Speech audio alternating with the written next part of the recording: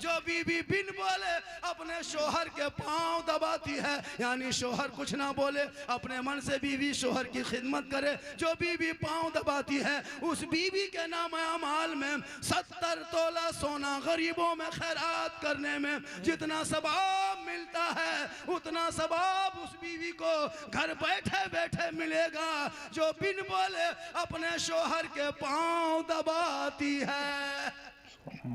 तकरीर करते करते करते हजरत हम लोग थक गए और बहुत मौलाना मार गए, लेकिन ये कौम हिलने वाली नहीं।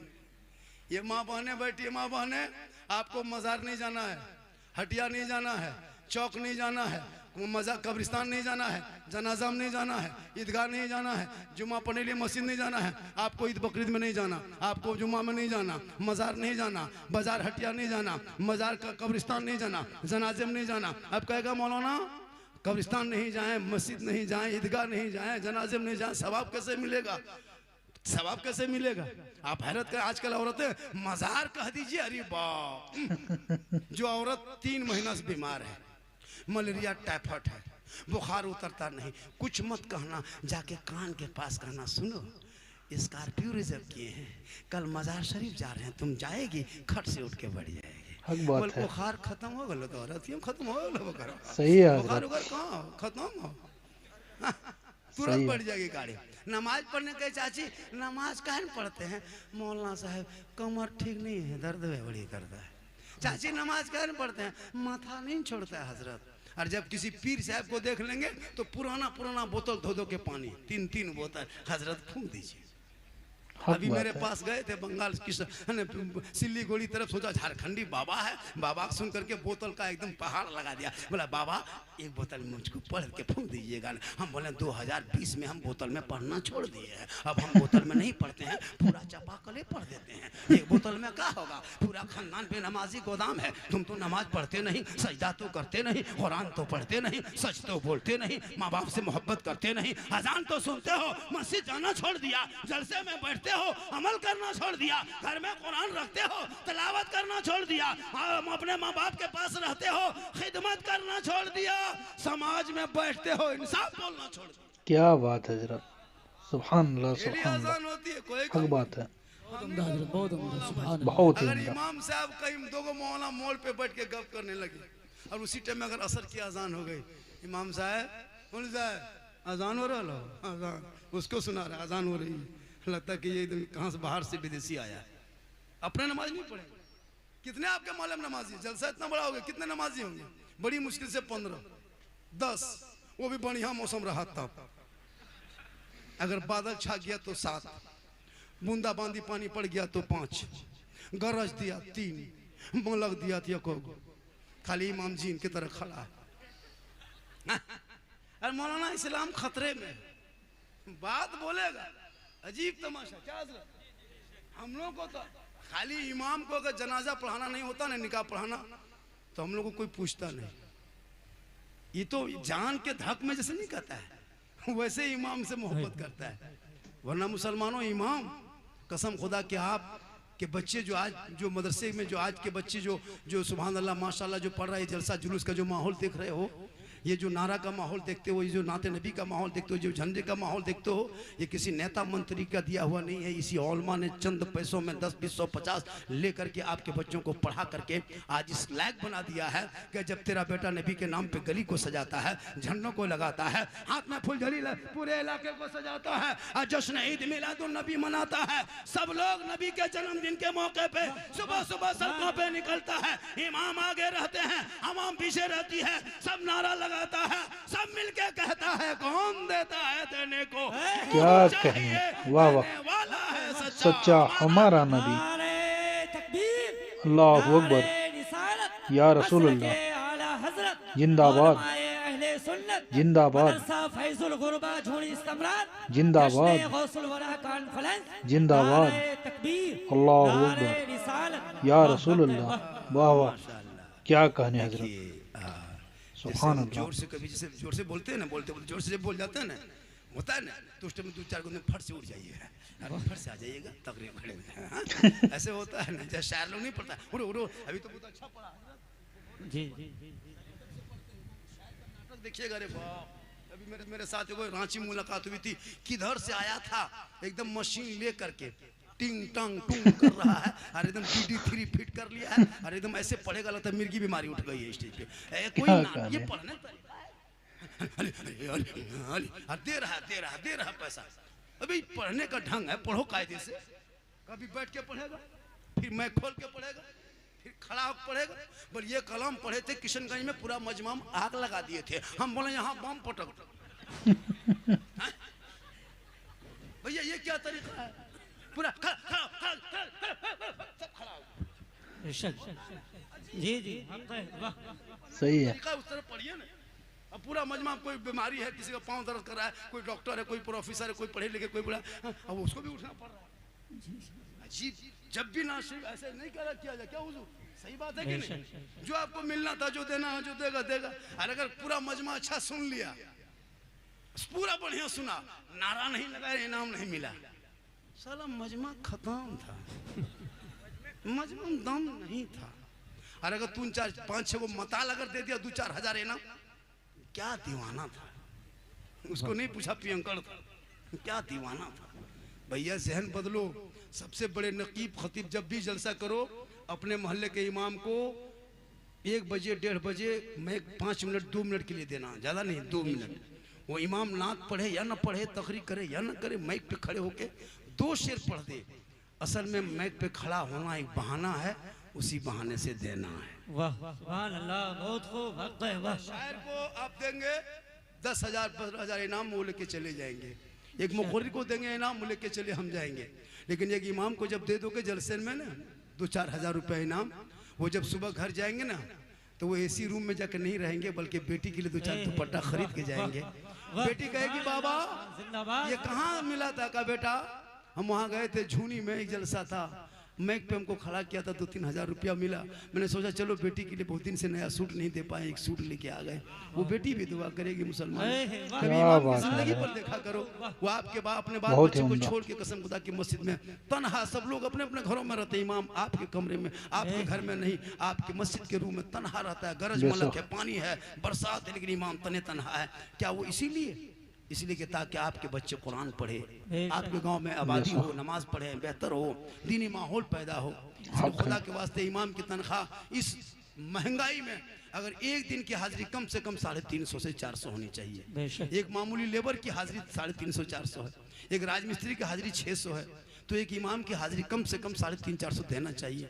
वरना क़यामत के दिन पूरे इलाके के सदर सेक्रेटरी को हिसाब देना होगा अलग से। अपना हिसाब दे लो, अपनी मस्जिद का हिसाब दो, इमाम की तनख्वाह कम कह दिया था। सही है। 7,000-8,000 तनख्वाह। हमने एगो इमाम साहब एगो गांव में रहता था, इमाम साहब रहते रहते जब भी देता तनख्वाह देता 500 बाकी रख लेता। इमाम साहब को मांगते सदर साहब बकिया पैसवा दीजिए, बोल का करें सब इमाम साहब, बचपन से गुजरात बम्बे गया, आने दीजिए पैसवा आपका फुल पेट कर देंगे। इमाम साहब मांगते मांगते 2-4 महीना थक गए, बोला मांगा मांगी बंद करो, अब जुमे में हिसाब करना। जुम्मा दिन आए, पूरा मोहल्ला आदमी जमा हुआ, इमाम साहब नहा धो के 11 बजे तैयार हो, बाजुबा पहन के इधर खुशबू लगा के एकदम जाके मस्जिद में गए। जाके आधा घंटा टाइम मिलता, आधा घंटा तकरीर किए, फिर मुसल्ले में गए, फिर खुतबा पढ़ाए, फिर जाके नमाज की नियत किए, और 2 रकत नियत किए। और जब 1 रकत पूरी करके जब रुकू में गए तो गए रह गए। क्या रुकू चुपचाप पढ़ रहे हैं कितनी देर, 2 मिनट 3 मिनट 4 मिनट। एक बूढ़ा करा, अरे इमाम साहब हो के भाग गए रे, कहाँ इमाम साहब को खोज के हो गए ना। तब इमाम साहब बोले हम यही हैं, क्या बात है? बोले मथुआ उठे भी कि ना उठे? वहाँ साहब इमाम माथा सर उठाइए। इमाम साहब बोल रहे कि हाँ उठा तो देंगे, क्या पैसा दीजिए। कहीं ऐसा ना हो कि जुल्म ऐसा करना पड़े, कहीं ऐसा ना हो कि करना पड़े, इसलिए कभी भी इमाम पर जुल्म ना करो। इसलिए कि मेरे गरीब नवाज इस भारत के धरती पे आए और जो इस्लाम का बोलबाला देखते हो, अब वो गौसो ख्वाजा अब गरीब नवाज नहीं आएंगे, अब कोई अल्लाह के वली ऐसे होंगे वो आएंगे, अब अंबिया नहीं आएंगे, अब रसूल नहीं आएंगे, यही उलमा दीन का मिशन लेके चलेंगे। और जब आपके बेटी को कुरान पढ़ाएगा तो बेटी 12 बजे रात किसी के व्हाट्सएप में चैट नहीं करेगी। जब बेटी कुरान पढ़ी रहेगी, रात को सोएगी, वो बेटी जबान से कहेगी मैं सो जाऊं या मुस्तफा, कहते कहते खुले आंखें सल्ले अल्लाह कहते कहते अल्लाहु अकबर या रसूल अल्लाह जिंदाबाद जिंदाबाद जिंदाबाद झूनी इस्तेमाल।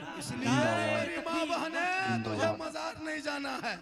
औरतों को मजार जाना शरीयत ने रोका है, मना किया है सख्ती के साथ। औरत मजार नहीं जा सकती। हाँ, आपका शोहर मजार जाए, अजमेर जाए, कलियर कचौचा जाए, मजदूरी में जाए, काम में जाए, यहाँ जाए वहाँ जाए, खेती बाड़ी करके घर वापस आए। मेरी माँ बहने गौर से सुनना, जब तेरा शोहर काम करके मजदूरी करके परदेश से घर ठीक घुसे, तू सब काम छोड़ना, पानी का गिलास लेना, उसमें पानी को भरना, शोहर के पास जाना, दोनों हाथ से गिलास पकड़ना, अपने शोहर को देखना, हो सके तो देख के मुस्कुरा जाना और अपने शोहर के हाथों में दोनों हाथ से पानी दे देना, शोहर के बगल में थोड़ी देर बैठ जाना। किताबों में आया है जब कोई बीवी शोहर के हाथ में पानी देती है, बगल में बैठ जाती है, उस बीवी के नाम अमाल में एक जिहाद करने में जितना सवाब मिलता है उतना सवाब उस बीवी को मिलेगा जो बीवी अपने शोहर के हाथ में पानी दे के बगल में थोड़ी देर बैठ जाती है। सुभान अल्लाह सुभान अल्लाह। तू क्यों मजार जाएगी? जब तू पानी एक दिन देगी तो एक जिहाद का सवाब, 30 दिन दोगी 30 जिहाद का सवाब, एक साल में जोड़ो कितना सवाब, 5 साल का सवाब जोड़ लो, 10 साल का सवाब जोड़ लो। माँ माने तू घर बैठे बैठे डेली एक जिहाद का सवाब का हकदार बन जाएगी। शर्त यह है कि अपने शोहर को पानी देते हुए चेहरा देख के मुस्कुरा के बैठ जाना। सुभान अल्लाह सुभान अल्लाह। हम लोग को बहू बेटी मुस्कुरा के पानी देती है, मुंह इधर गिलास इधर। यहाँ बहू बेटी नहीं, यहाँ बहू बेटी सब दूध के धोल है, यहाँ सब दूध के धुले हुए हैं। ये सब बात हमारे झारखंड में, आप लोग ठीक ठाक। मेरी माँ बहने, तू मत जा मजार, सज धज के मजार मत जा, बल्कि सज धज के घर में रह। सुरमा लगा, काजल लगा, घर में रह। अपने चेहरे पे कुछ लगाते हो, घर में रह। सर के बाल को चूल को संवारना, घर में रहना। अच्छा कपड़ा पहनना, घर में रहना। जेवर पहनना, घर में रहना। किताबों में आया है जब कोई बीवी काजल लगाए, चेहरे पे अपने कुछ क्रीम वगैरह हलाल हो पाक हो वो अगर लगा ले, अपने बाल को संवार ले, अच्छा कपड़ा पहन ले, जेवर पहन ले, यानी चेहरे को श्रृंगार करे, इस नियत से श्रृंगार करे मेरा शोहर देखेगा। हम काजल लगाते हैं, मेरा शोहर देखेगा। हम पाउडर लगाते हैं, मेरा शोहर देखेगा। बाल को संवारते हैं, मेरा शोहर देखेगा। अच्छा कपड़ा पहनते हैं, मेरा शोहर देखेगा। जेवर लगाते हैं, शोहर देखेगा। अगर जो बीवी शोहर को दिखाने की नीयत से अगर दुनिया में श्रृंगार करती है, अगर वो चेहरे को सजाती है, याद रखना माँ बहने, अगर आप शोहर के नाम पे जो बीवी दुनिया में श्रृंगार करती है, उस बीवी के नाम अमाल में 2 रकात नफल नमाज पढ़ने में जितना सवाब मिलता है उतना सवाब उस बीवी को मिलेगा जो बीवी दुनिया में शोहर के नाम पे श्रृंगार करती है। सुभान अल्लाह सुभान अल्लाह। क्या कहें, सुभान अल्लाह। करना गुनाह नहीं, लेकिन यही श्रृंगार करके हटिया चली जाए, मोड़ जाए, चौक जाए, मार्केट जाए, गली में बैठ के गैरों को चेहरे का श्रृंगार दिखाए, कल कयामत के दिन ऐसी औरतों के चेहरे से गोश्त गल गल के कट कट के गिर जाएंगे। मैदाने महशर में हड्डी दिखाई देगी, सर के बाल से उस औरत को लटका दिया जाएगा जो दुनिया में अपना श्रृंगार गैर मर्दों को दिखाया करती थी। मेरी माँ बहने, तू श्रृंगार जम के करो, रोज श्रृंगार करो, रोज 2 रकात नफल का सवाब, 30 दिन करोगे 60 रकात नफल का सवाब, 1 साल करो सवाब जोड़ लो, 10 साल करो सवाब जोड़ लो, 20-30 साल का सवाब जोड़ लो। तो क्यों अजमेर कलियर कछोछा जाएगी? घर बैठे बैठे अल्लाह तुम्हें जिहाद का सवाब देगा, नफल नमाज का सवाब इनायत करेगा। सुभान अल्लाह। जो बीवी बिन बोले अपने शोहर के पांव दबा दबाती है, यानी शोहर कुछ ना बोले, अपने मन से बीवी शोहर की खिदमत करे। जो बीवी पाँव दबाती है उस बीवी के नाम अमाल में 70 तोला सोना गरीबों में खैरात करने में जितना सवाब मिलता है उतना सवाब उस बीवी को घर बैठे बैठे मिलेगा जो बिन बोले अपने शोहर के पाँव दबाती है। सुभान अल्लाह।